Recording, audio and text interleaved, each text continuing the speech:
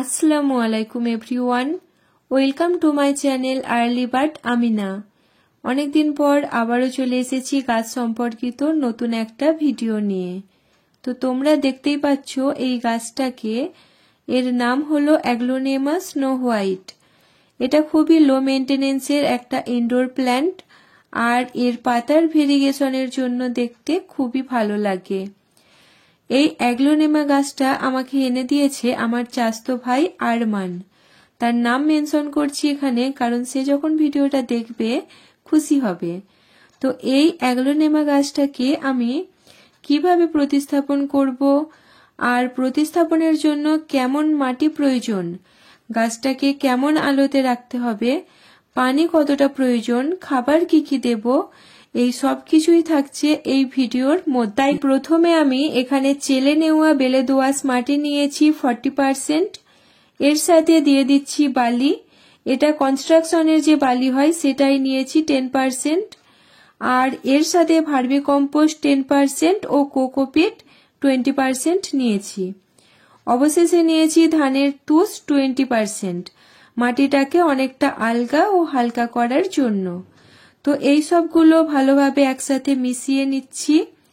এখন একটা 6 ইঞ্চির টব নিয়ে এর মধ্যে যে ড্রেনেজ হোলগুলো আছে সেগুলোকে কিছু স্টোন চিপ দিয়ে ঢেকে দিচ্ছি।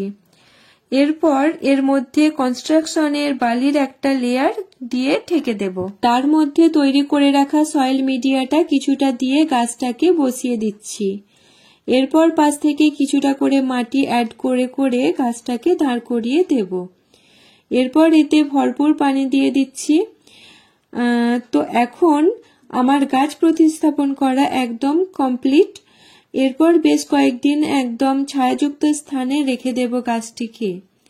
এবারে জানাই যে গাছটাকে কেমন আলোতে রাখতে হবে। খুব যে বেশি আলোর প্রয়োজন তা কিন্তু নয়।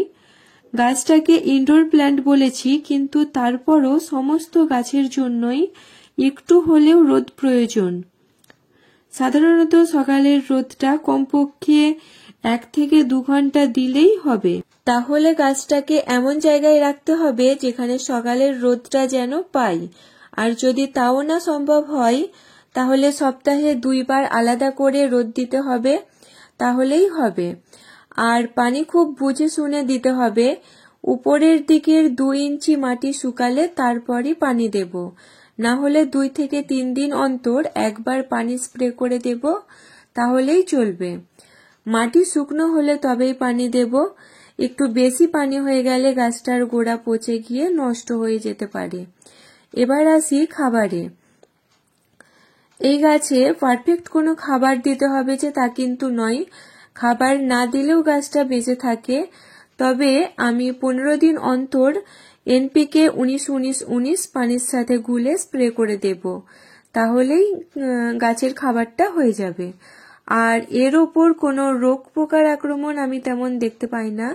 তবে ফাঙ্গাস অ্যাটাক যদি হয় তাহলে সাব ফাঞ্জিসাইড স্প্রে করলেই হবে। তো এই গাছ সম্পর্কে আমি যা যা জানতাম সবটাই তোমাদের সাথে শেয়ার করলাম।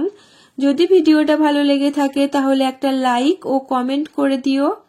আমার চ্যানেলে নতুন হয়ে থাকলে চ্যানেলটিকে সাবস্ক্রাইব করে দিও। আজকে এতটাই।